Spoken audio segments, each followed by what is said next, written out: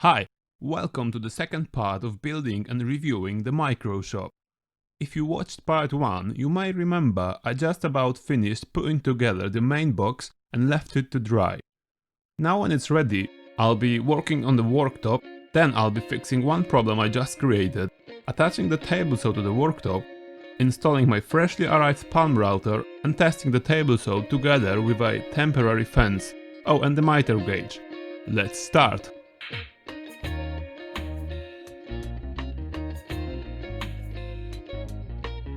So I started with marking some external dimensions of the worktop.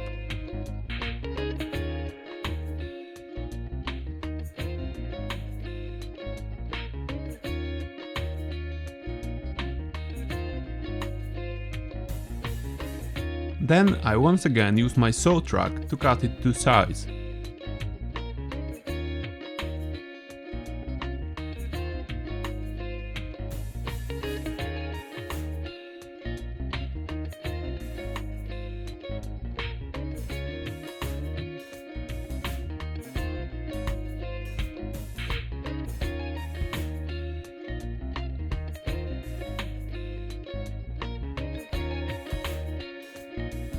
After that, I continued marking the internal elements of the worktop. These will be the openings for table saw, router and a jigsaw. I used the very same techniques as before to remove the material from the sheet of plywood.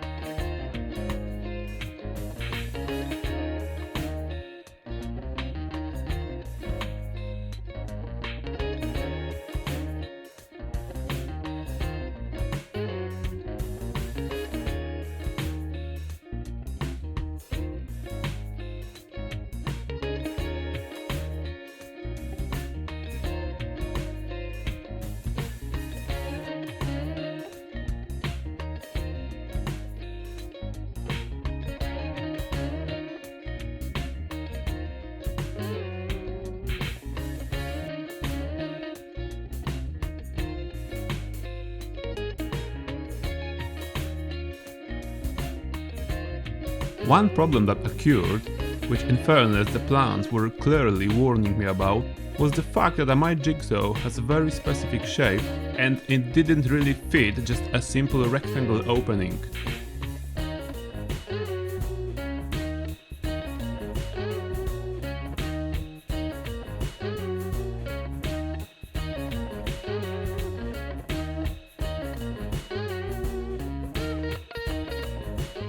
I tried to shape it to match the exact jigsaw I have, and after a few minutes the problem was gone and my jigsaw could easily sit in its place.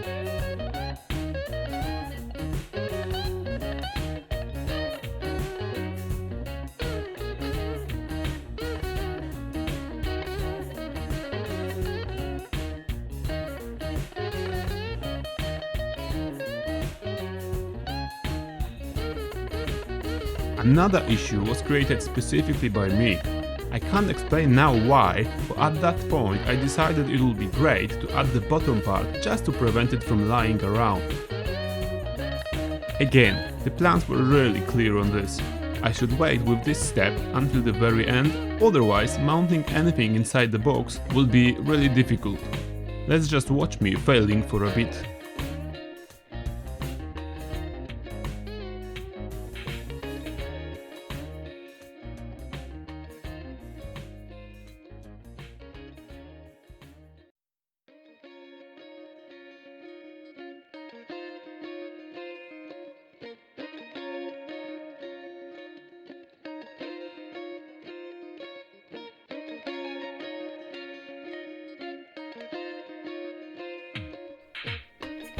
When I realized the mistake I've made, I decided to turn it into a feature instead of tearing the glue out and risking damaging the whole project. I came up with this idea of service windows through which I can access the inside of the box easily. The only downside is that the height of the whole box has increased by 6 mm. That's not too bad, and I think I dodged that bullet after all.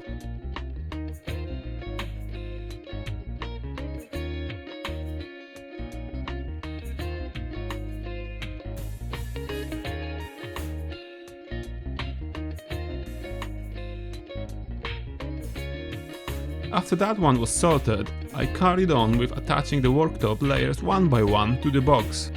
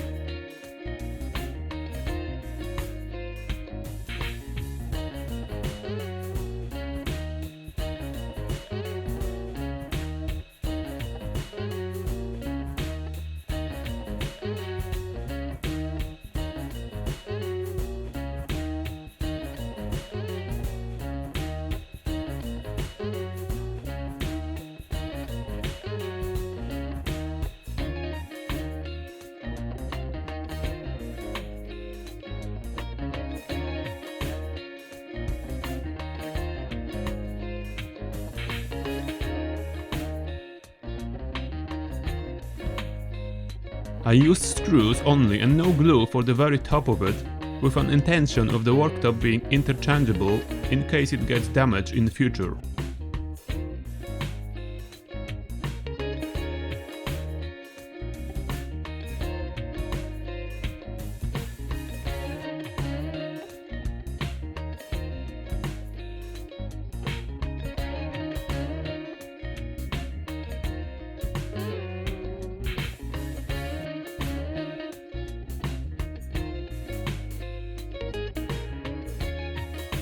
When that one was ready, I started working on the table saw.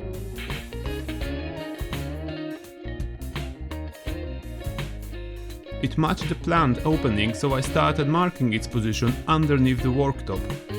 The service windows I made have already proved useful.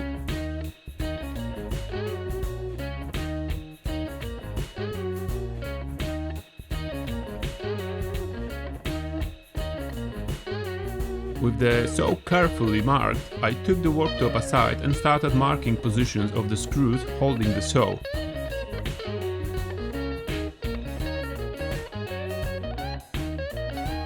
It took me some time to precisely drill through the metal saw base, but it worked out great.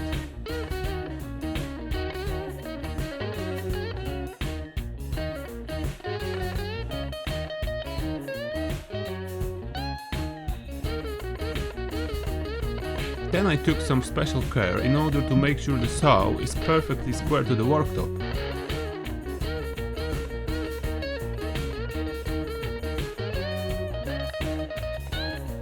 I ended up adding a small support block from scrap plywood just to keep the saw in place as per original build video. When it was firmly attached and square, it was time to do the plunge cut and the table saw is ready. Well, almost. Here I have made another mistake trying to use the built-in riveting blade that the circular saw came with. For that I widened the blade's opening in the worktop.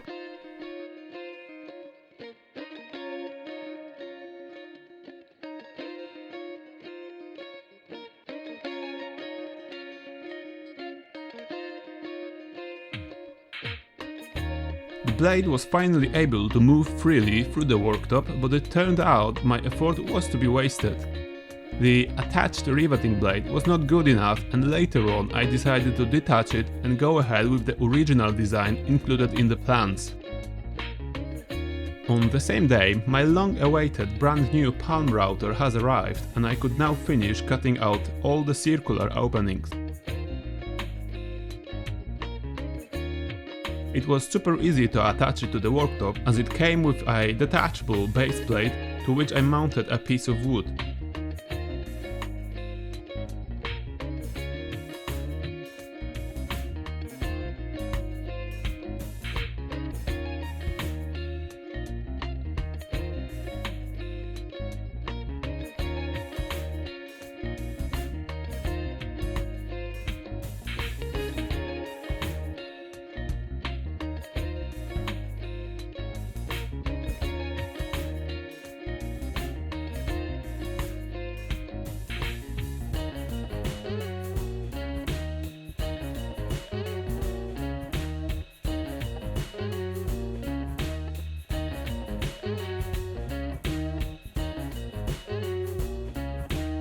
From there, it was just few minutes of work to have it attached to the table, and I've just unlocked my second feature of the micro shop.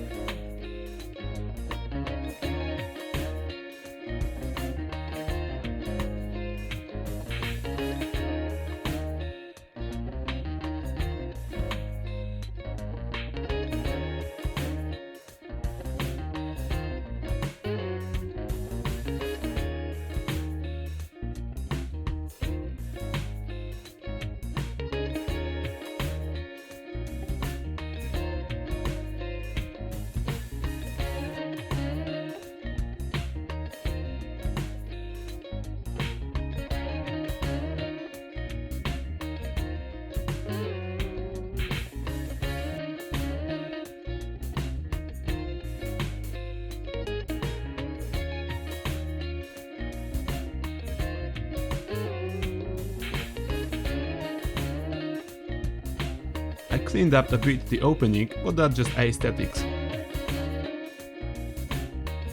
I also finished the mitre gauge, but apparently I don't happen to have any footage from that step.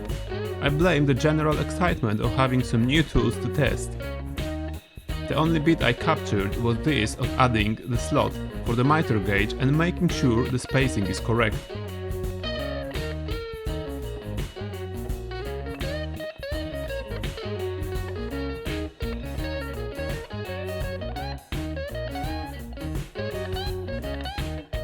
With two new tools ready, I decided to see if they actually work using just a temporary fence. Now it's important to remember that what I am doing here is rather dangerous, and you should not be using any kind of table saw without a proper fence and riving knife.